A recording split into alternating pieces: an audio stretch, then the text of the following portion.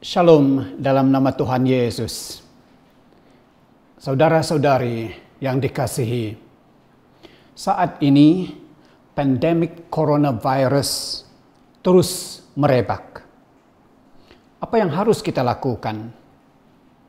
Pertama, saya ingin mengajak kita untuk turut beserta dengan pihak kerajaan, akur dengan perintah kawalan pergerakan.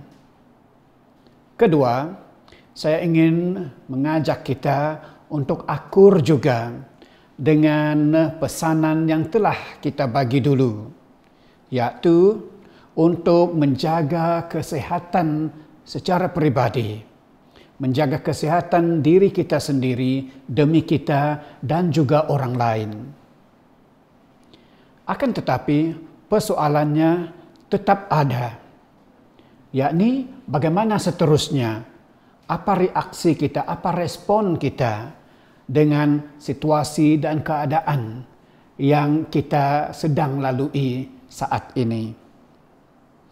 Sebagai orang Kristen, saya ingin menggalakkan kita, jangan panik. Tuhan kita, Tuhan yang berkuasa.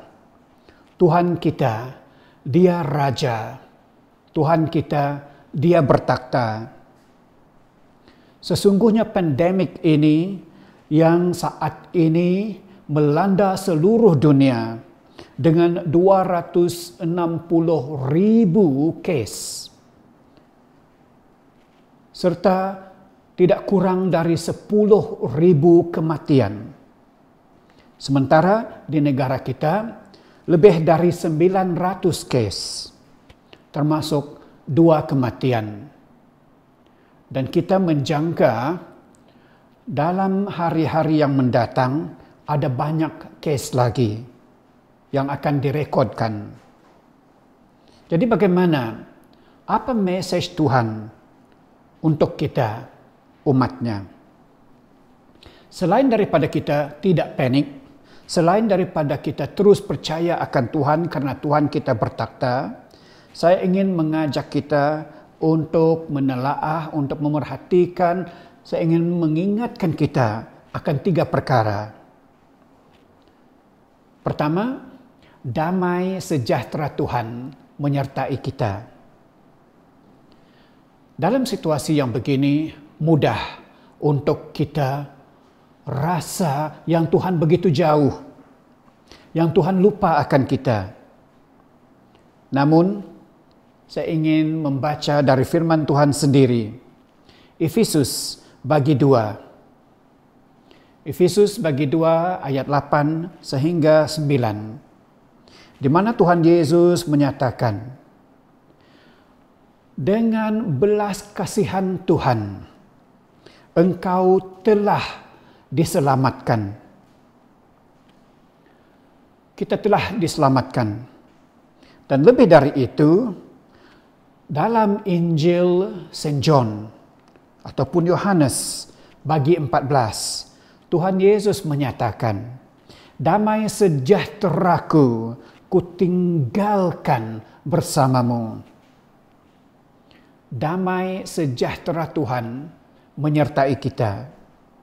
Jadi, meskipun kita sedang melangkah mendepani suatu situasi di mana rasanya adalah kegelapan, di mana kita tidak tahu apa akan terjadi hari esok, damai sejahtera Tuhan menyertai kita.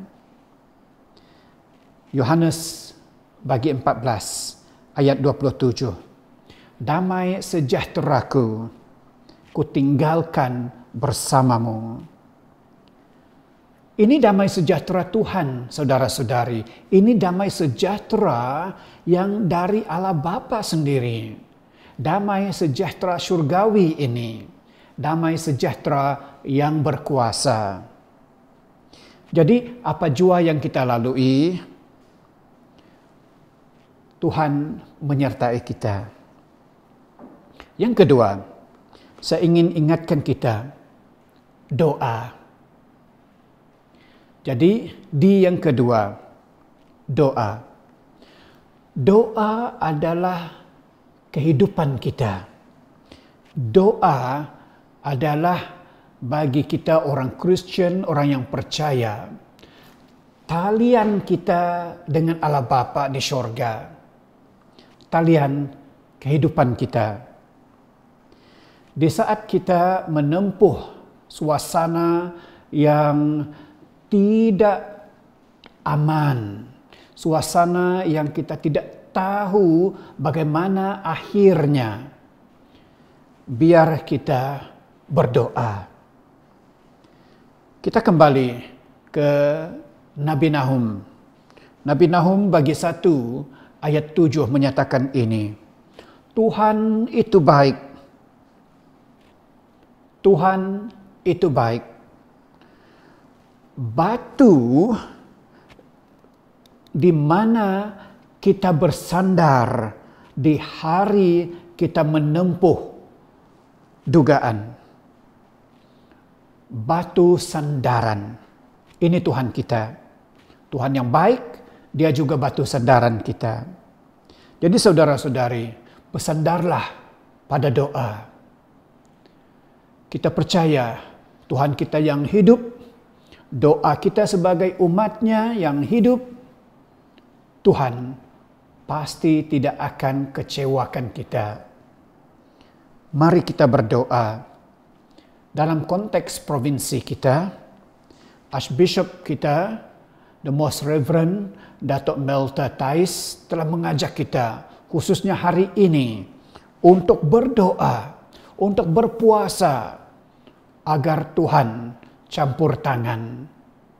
Tuhan campur tangan dengan membantu kita sebagai umatnya, membantu kita saat kita berhadapan dengan situasi yang cukup berat yang kita lalui. Di mana ada di antara kita yang merasakan segalanya adalah kegelapan.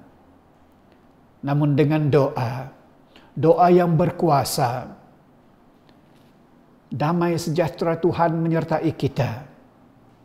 Kesembuhan akan datang. Yang ketiga, siapa kita? Kita adalah umat Tuhan. Jadi, dengan kita mengingati siapa kita, apa yang telah kita lakukan dengan menangguh sesi doa di gereja kita yang bersekutu itu, sebenarnya itu bukan bermaksud kita sudah menangguh gereja. Tidak. Bukan bermakna karena kita tidak bersekutu, maka penyembahan tidak berlaku. Tidak. Kita boleh berdoa di rumah masing-masing. Kita boleh memuji Tuhan di mana jua kita berada. Jadi saya ingin galakkan kita sebagai anak-anak Tuhan, hamba-hamba Tuhan, orang-orang Tuhan, terus menyembah Tuhan, terus memuji Tuhan, terus menjadi gereja dimanapun kita. Karena kita adalah gereja yang sebenarnya.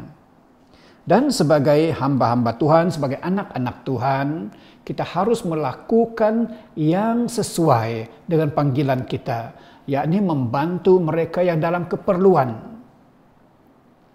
Kita tahu bagaimana kerajaan telah memutuskan untuk melakukan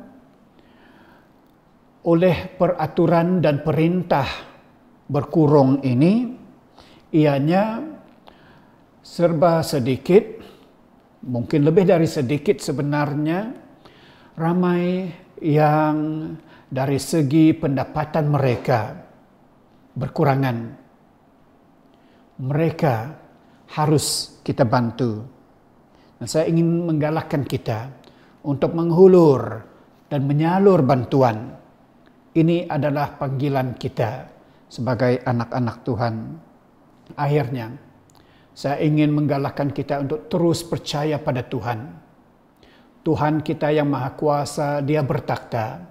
Tuhan kita yang Maha Kuasa, Dia bersama dengan kita. Bila hambanya berdoa, Tuhan pasti akan menjawab. Kesembuhan akan datang dari Tuhan. Tuhan memberkati kita semua. Amin.